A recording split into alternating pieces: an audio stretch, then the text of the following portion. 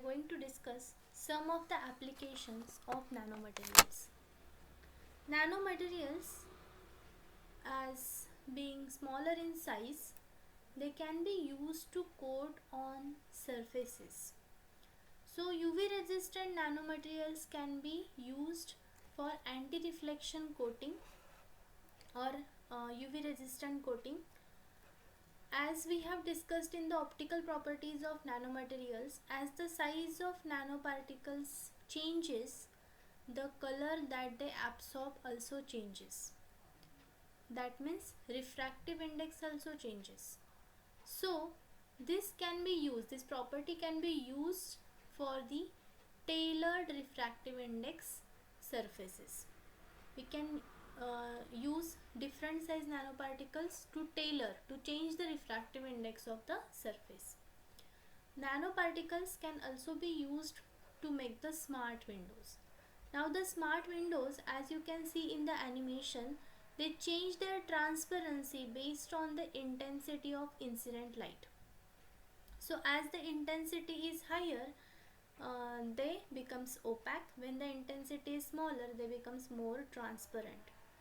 So this is used to maintain the temperature inside the room and to maintain the pleasant environment in the room.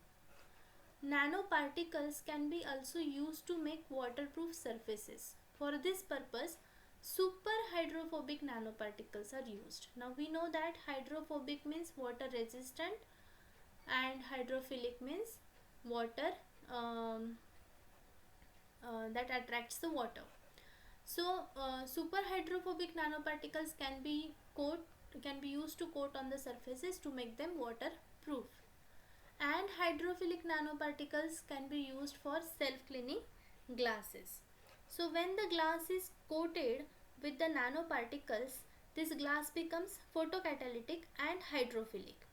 So when the light is incident, now sunlight consists of UV radiation. So when these UV radiations incident on the glass, the nanoparticles becomes energized and the bond between the dust particle and glass breaks down.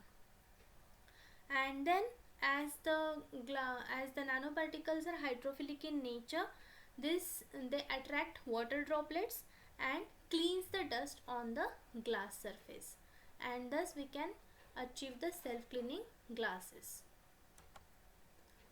As the size is smaller, these nanoparticles are used to enhance the storage capacity. Nanoparticles are magnetic nanoparticles can be used in MRI, that is magnetic resonance imaging. So as the size is smaller, they gives more resolution and contrast in the MRI images. We have studied the magnetic properties of nanoparticles. These nanoparticles shows super paramagnetic behavior. Now, due to this super paramagnetic behavior, the net magnetic moment is zero without any external magnetic field. But when the magnetic field is applied, then they shows very high magnetization. But for that purpose, they require a very high magnetic field also. And thus they can be used in a high power magnets. These high power magnets are used in quieter submarines, automobile alternators, gears, etc. Nanoparticles also enhances heat transfer from solar collectors, because as we know, smaller the size, more surface area to volume ratio, and therefore they shows more thermal conductivity. So due to this higher thermal conductivity, they are used to enhance the heat transfer, as well as they are also used to improve the efficiency of coolants in the transformers. As we have seen the mechanical properties of nanoparticles are very strong materials because of the smaller size. As they are high strength materials, we can use them to improve wear resistance. Now let's first discuss what is mean by wear. Wear is nothing but the loss of material due to friction. Suppose in a machine there are two discs, metal discs, they are rotating in opposite direction. So due to friction that takes place between them, the material on the surface, it will be there will be loss of material on the surface. So we can avoid this loss of material, and it is called as a wear resistance. So we can avoid this loss of material by coating hard materials on the discs. So for this purpose we can use this coating of nanomaterials, and thus it prevents loss of material. We can also use these nanomaterials to coat on the metals to avoid corrosion. We can also make new structured materials, the nano composites.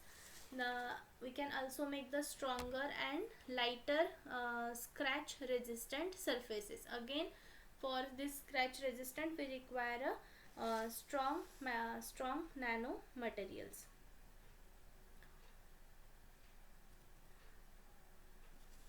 Due to this high strength properties, they are hard materials, and thus they can be used for hard cutting tool. For example, tungsten carbide or titanium carbide are used in hard cutting tool. We can also make ductile and machinable ceramics with the help of these nano particles. For example, zirconia becomes super plastic. Silicon nitride and silicon carbide, they can be used in a they are used in high strength spring and ball bearing. So this high strength spring again used in automobiles, ball bearing also used in automobiles.